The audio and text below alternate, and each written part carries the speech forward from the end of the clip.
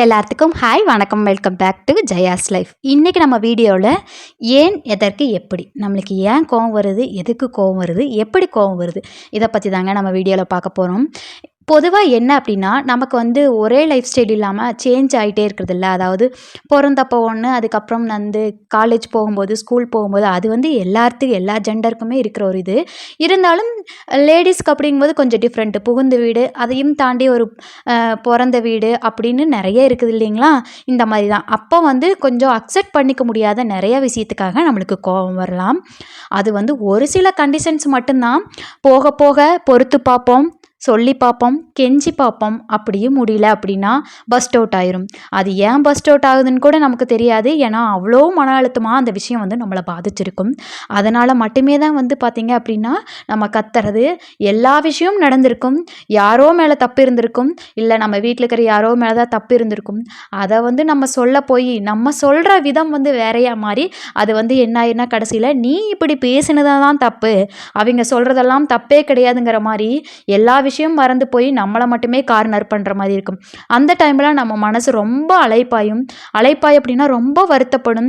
என்ன இது இப்படியெல்லாம் இருக்காங்க, நம்மளை புரிஞ்சுக்க மாட்டேறாங்களேன்னு வருத்தப்படும். அது மட்டும் இல்லாமல் ஒரு சிலருங்க பேரண்ட்ஸுக்கிட்ட ஷேர் பண்ணிக்குவாங்க, ஒரு சிலர் பேரண்ட்ஸுக்கிட்ட ஷேர் பண்ணிக்க மாட்டாங்க. ஏன் இந்த கோவம் வருது அப்படின்னா, அதாவது பொண்ணுங்க இருக்கிறாங்க அப்படின்னா அந்த வீட்டில் பையன் இல்லைன்னா பொண்ணுங்க இருக்கிற வீட்டில் ஆக்சுவலி அவங்களுக்கு அந்த கோவம் அதிகமாகவே வரும். எனக்கும் அப்படி தான். எங்கள் வீட்டில் 3 பொண்ணுங்க. எங்கள் அப்பா அம்மாவை எப்படியாவது பார்த்துக்கணும் அப்படிங்கிற ஒரு நம்பிக்கையில் நம்ம ஏதாவது பண்ணிட மாட்டோமா அப்படின்னு சொல்லி தான் ஒவ்வொரு நாளும் நினச்சிட்டே இருப்பேன். ஏன்னா அவங்கள பார்த்துக்க வேண்டிய கடமை நம்மளோடது. நம்ம பொண்ணை பெற்றோம், பையனை பெற்றோம், அவங்க தான் பார்த்துக்கணும் அப்படிங்கிறதெல்லாம் கிடையாது. நம்மளை பெற்றவங்கள நம்ம தான் பார்த்துக்கணும் அப்படின்னு எனக்கு தோணிக்கிட்டே இருக்கும். இந்த மாதிரி நிறைய பேர் நினைக்கிறதுனால கூட நிறைய கோபம் வரலாம். அந்த கோபத்தினால நமக்கு பேர் எப்போ பார்த்தாலும் சிடுசிடுனே வர்றா, ரொம்ப கோவக்காரி, அவளா அப்படிங்கிற மாதிரி நம்மளுக்கு ஒரு பேட் நேமும் இருக்கிற மாதிரி இருக்கும். இதிலிருந்தெல்லாம் நீங்கள் வெளியே வரணும் அப்படின்னா நிறைய நான் டிப்ஸு சொல்லணும் அப்படின்னு சொல்லி ஆசைப்பட்றேன். இதெல்லாம் நீங்கள் ஃபாலோ பண்ண போகிறீங்க அப்படின்னா, எனக்காக யாரோ ஒருத்தர் எக்ஸ்பிரிமெண்ட்டாக இதை பண்ணி காமிச்சிங்க அப்படின்னா மற்றவங்களுக்கு ரொம்ப மோட்டிவேட்டாக இருக்கும். அது மட்டும் இல்லாமல் இந்த வீடியோவுக்கு யார் அந்த மாதிரி பண்ணுறீங்களோ இந்த வீடியோவோட ஹீரோயினியாகவே நீங்கள் இருப்பீங்க. ஸோ உங்களுக்கு இந்த மாதிரி பிரச்சனைஸ் எல்லாத்துக்குமே இருக்கும். நமக்கு ஒன்று அக்செப்ட் பண்ணிக்கிறது அப்படிங்கிறது ரொம்ப கஷ்டங்க. அதாவது புகுந்த வீட்டுக்கு போயிட்டோம், நாம் ஒரு மாதிரி வீடு தொடச்சி விடுவோம், ஆனால் அவங்க ஒரு மாதிரி தொடச்சி விடுவாங்க. அது என்னன்னே தெரியல. ஃபஸ்ட்டு போன ஒரு நாளே நம்ம கரெக்டாக பண்ணணுங்கிற எக்ஸ்பெக்ட் பண்ணுறாங்கங்கிறது எல்லார் வீட்லேயும் இருக்கும். நாம் தான் கொஞ்சம் அதை அட்ஜஸ்ட் பண்ணிக்கிட்டு இருக்கணும் அப்படின்னு நினச்சாலும் கூட ஒரு கட்டத்துக்கு மேலே பொறுக்க முடியாமல் பஸ்ட் அவுட் ஆயிரும். இந்த மாதிரி பிரச்சனைகள்லாம் நிறைய பேர் சந்திச்சிருக்கலாம். ஈவன் நான் கூட மீட் பண்ணியிருக்கேன். என்ன அப்படின்னா சரியான புரிதல் இல்லை. இது எல்லாத்துக்கும் பின்னாடி இருக்கிற ஒன்றே ஒன்று பாசம் மட்டும்தான். கல்யாணம் மூக்கிற வரைக்கும் பசங்க கூட எப்படி அட்டாச்மெண்ட்டில் இருக்கிறாங்க என்ன ஏதுங்கிறது நம்மளுக்கு தெரியாது. ஆனால் ஆஃப்டர் மேரேஜ்க்கு அப்புறம் அவங்களுக்குமே ஒரு சில பயங்கள்லாம் ஏற்படும். நம்ம மேலே பாசமாக இருந்த இவ்வளோ நாள் இனி அவளுக்குன்னு ஒருத்தி வந்துட்டாளே அப்படிங்கிற மாதிரி ஒரு ஃபீலு. அது மட்டும் இல்லாமல் இனி நம்ம அவங்க கூட பாசமாக இருக்கிறங்கிற மாதிரி இருக்கிறவங்களும் இருப்பாங்க. நிறையா விதமான எக்ஸ்பிளைன் சொல்லிகிட்டே போகலாம். ஏன்னா பாசம் எப்படி காமிக்கிறதுன்னு தெரியாமல் கோவமாவோ திட்ட வரதோ நம்மளை எப்பவுமே கொஞ்சம் தாழ்த்தியே வச்சுக்கிட்டா அவங்களுக்கு ஒரு மாதிரி கம்ஃபர்டபுளாக நம்ம தான் மாமியா அப்படிங்கிற ஒரு இதில், அதாவது என்னென்னா அவங்களுக்கு இருக்கிற அந்த பயத்தையும் பாசத்தையும் எப்படி மறைக்கிறதுன்னு தெரியாமல் நம்மக்கிட்ட இந்த வழியில் கூட காமிக்கிற மாதிரி இருக்கும். இதையெல்லாம் புரிகிற வரைக்கும் மட்டுமே தான் கஷ்டம். புரிஞ்சுக்கிட்டோம் அப்படின்னா நீங்களே உங்கள் மகனை வச்சுக்கோங்க, ஐ மீன் ஓகே அம்மா செய்கிறது தான் சரி அப்படிங்கிற மாதிரி சொல்கிற மாதிரி மனசு வந்துடும். அது மட்டும் இல்லாமல் அவங்களுக்கு ஏற்ற மாதிரி நடந்துக்கவும் தோணும். ஆனால் எல்லா விதத்துலேயும் எல்லா நேரத்துலையும் இந்த சுச்சுவேஷன் கரெக்டாக இருக்குமான்னு கேட்டால் கண்டிப்பாக கிடையாதுங்க. ஏதோ ஒரு விதத்தில் நமக்குன்னு ஒன்று பிடிக்காத ஒன்று நடக்க தான் போகுது. அந்த டைமில் ஒரு சில மனஸ்தாபம் வரத்தான் செய்யும். இந்த மாதிரியெல்லாம் யார் நினைக்கிறீங்க? இல்லை இதெல்லாம் நான் சொல்கிறதெல்லாம் கரெக்டா அப்படிங்கிறத நீங்கள் என்கிட்ட சொல்லுங்கள். அது மட்டும் இல்லை அப்படின்னா நமக்கு ஏதாவது ஒரு பிரச்சனை, அது மட்டும் இல்லை நமக்கும் இன்லாக்கும் ஏதாவது ஒரு பிரச்சனை, குட்டி சண்டை அப்படிங்கும்போது அதாவது ஒய்ஃப் எதிர்பார்க்குறது என்ன அப்படின்னா, எனக்காக என்னோடய ஹஸ்பண்ட் ஒரு வார்த்தையாவது பேச மாட்டாரா, ஏம்மா நீங்கள் அவளை பேசுகிறீங்க அப்படிங்கிற மாதிரி நிறையா பேர்த்துக்கான ஏக்கம் இருக்கும். 2 நாளைக்கு முன்னாடி ஃப்ரெண்டை என்கிட்ட கால் பண்ணி ஷேர் பண்ணினாங்க. அவங்களுக்கு கூட இதுதான் என்கிட்ட சொல்லியிருந்தாங்க. பொதுவாக அப்போ தான் நோட் பண்ணேன், பண்ணேன். ஓகே, எல்லாத்துக்குமே இந்த மாதிரி விஷயங்கள் வந்து இருக்குது அப்படின்னு சொல்லிட்டு நமக்கு எப்போவுமே தோணும், நம்மக்கிட்ட வந்து நம்மளுக்காக ஒரு சப்போர்ட் யாரும் கொடுத்துட மாட்டாங்களா, அப்படி கொடுத்துட்டோம் அப்படின்னா அது வந்து விலை மதிக்க முடியாது, நம்மளுக்கு சந்தோஷமாயிரும்.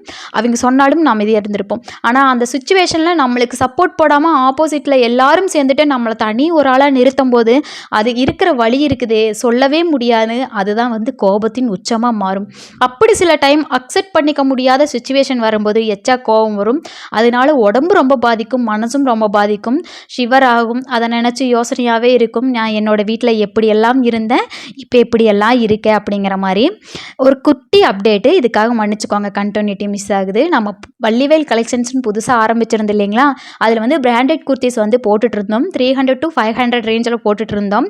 இப்போ வந்து புதுசாக கிட்ஸோட இதுவும் அப்டேட் பண்ணியிருக்கிறோம். கண்டிப்பாக உங்களுக்கு எல்லாத்துக்கும் ரொம்ப பிடிக்கும்னு நினைக்கிறேன். இது எல்லாமே ரொம்ப ரொம்ப அஃபோர்டபுள் ப்ரைஸ், 580 தான் வருது. இப்போ நான் காமிச்சிட்ருக்கிறது நீங்கள் வந்து வெளியே மார்க்கெட்லாம் வாங்கினீங்க 700 800 வரும். நான் ஷியூராக சொல்கிறேன், இதெல்லாம் வந்து ரொம்ப ரொம்ப கம்மியான ப்ரைஸு. ஓரளவுக்கு ஸ்டாக்ஸ் எல்லாம் கொண்டு வந்திருக்கிறோம், போக போக டெவலப் பண்ணிக்கலாம் அப்படின்னு சொல்லிட்டு. கண்டிப்பாக உங்களோட சப்போர்ட் எனக்கு தேவை. அது இருந்தால் மட்டுமே தான் என்னால் இன்னும் நிறைய வந்து பண்ண முடியும். உங்களோட மோட்டிவேட்டும் என்னை வந்து இன்னுமே நிறைய பண்ணு அப்படிங்கிறதுக்கு உந்துதலாலும் இருக்கும். அது மட்டும் இல்லாமல் கண்டிப்பாக நம்மளோட வாட்ஸ்அப் நம்பர் கீழே வைக்கிறேன், நீங்கள் போய் கலெக்ஷன்ஸ் கூட பார்க்கலாம். வாங்கணும்னு அவசியம் இல்லைங்க, கலெக்ஷன்ஸ் கூட போய் செக் பண்ணி பார்க்கலாம். ஓகே, பேக் டு பாயிண்ட்டுக்கு வந்துடலாங்களா. அதுக்கப்புறம் நமக்கு ஒன்று தோணும், ஃபேமிலியில் இது பண்ணினா கரெக்டாக இருக்கும், இல்லைனா நம்ம ஏதோ ஒன்று எக்ஸ்பீரியன்ஸ் பண்ணி வந்திருப்போம், ஃபினான்ஷியலோ இல்லை வேறு ஏதாவது ஒன்று. ஆனால் அதுக்கு ஆப்போசிட்டாக நம்ம நினைக்காத மாதிரி இது நம்மளுக்கு தெரியும் இது நடக்கவே நடக்காது அப்படிங்கிற மாதிரி ஒரு பாத்தை அவங்க சூஸ் பண்ணால் நமக்கு எவ்வளோ கோபம் வரும். ஆமாங்க, செம்ம கோபமாக வரும். இந்த மாதிரி என்ன சொல்கிறது, இதில் சொல்லிகிட்டே இருந்தால் சொல்லிகிட்டே போயிட்டுருக்கலாம். இதோட சொல்யூஷன் என்ன அப்படிங்கிறத நான் சொல்யூஷனுக்கு வந்துடுறேன்.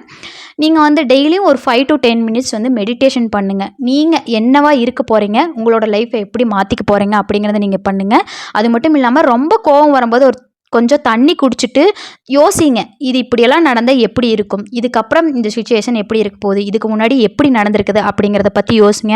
உங்களுக்கு ரொம்ப முடியலையா ஒரு நோட்டில் எழுதி வைங்க. அது மட்டும் இல்லாமல் உங்களோட வழி என்னங்கிறத அதை தெரிஞ்சுட்டு அதில் போக ஸ்டார்ட் பண்ணுங்கள். அதாவது உங்களுக்கு எய்ம் ஏதாவது இருக்கும் இல்லையா, நம்ம சும்மா இல்லை, வீட்டு வேலைகளை முடிச்சோடனே அவங்க சொல்கிறது ரொம்ப மனசுக்கு வலிக்கும். இதை நம்ம வேலைக்கு போயிட்டு இருந்தோம் அப்படின்னா நம்ம வீட்டில் என்ன நடக்கிறதுன்னு கூட தெரியாது. இது நிறைய பேர் எக்ஸ்பீரியன்ஸ் பண்ணியிருப்பீங்க. வந்தால் டயரில் சாப்பிட்டு தூங்குற மாதிரி இருக்கும் இல்லைங்களா, அந்த மாதிரி உங்களை நீங்கள் என்கேஜாக வச்சுக்கிட்டீங்க அப்படின்னா கண்டிப்பாக வந்து இதுலையெல்லாம் பெருசாக கான்சென்ட்ரேட் பண்ண மாட்டீங்க. நீங்களே யோசிச்சு பாருங்கள், 10 20 இல்லாட்டி 2-3 மாதத்துக்கு முன்னாடி நடந்த ஒரு சண்டை பற்றி இப்போ அதில் ஒன்றுமே இல்லாத மாதிரி உங்களுக்கு தோணும். அந்த மாதிரி தாங்க எல்லாமே. எனக்கும் அந்த மாதிரி எக்ஸ்பீரியன்ஸ் நிறையா இருக்குது, ரொம்ப வலிகளும் இருக்குது. எனக்கு இப்போ ஓரளவுக்கு புரிதல் வந்ததுக்கப்புறம் ஓகே அப்படிங்கிற மாதிரி நானும் செட் ஆகிட்டேன். அதுக்காக என்னோட இன்லாம் வந்து என்னை அப்படி கொடுமைப்படுத்துகிறாங்க அப்படின்னலாம் நான் சொல்லவே மாட்டேன். அவங்க ரொம்ப நல்ல கேரக்டர், எனக்கு புரிஞ்சுக்க லேட் ஆகிருக்கு அப்படின்னு தான் நான் சொல்லுவேன். இந்த வீடியோ உங்களுக்கு பிடிச்சிருக்கு அப்படின்னா கண்டிப்பாக லைக் கொடுத்துக்கோங்க, கமெண்ட்டு பண்ணுங்கள். என்னோட சுச்சுவேஷன் நான் சொன்ன இந்த சுச்சுவேஷன்ஸ் எல்லாம் வந்து உங்களுக்கு ஒத்து போகுதா அப்படிங்கிறத பற்றி சொல்லுங்கள். கண்டிப்பாக நம்ம லைஃப் வந்து பாசிட்டிவாக தான் இருக்கும், பாசிட்டிவாக நம்ம தான் மாற்றணும், வேறு யாரும் வந்து மாற்ற மாட்டாங்க. அது மட்டும் இல்லாமல் உங்களுக்கு என்ன தேவையோ அதை நோக்கி ஓட ஸ்டார்ட் பண்ணுங்கள். அப்போ தான் வந்து உங்களை எல்லாருமே வந்து ரெஸ்பெக்ட் பண்ணுவாங்க. அது மட்டும் இல்லாமல் உங்களுக்குன்னு தனி ஒரு பேரும் புகழும் கிடைக்கும். இந்த வீடியோ பிடிச்சிருக்கு இல்லை உங்கள் ஃப்ரெண்ட்ஸுக்கு யாராச்சும் தேவைப்பட்டுச்சு அப்படின்னா கண்டிப்பாக ஷேர் பண்ணி விடுங்க.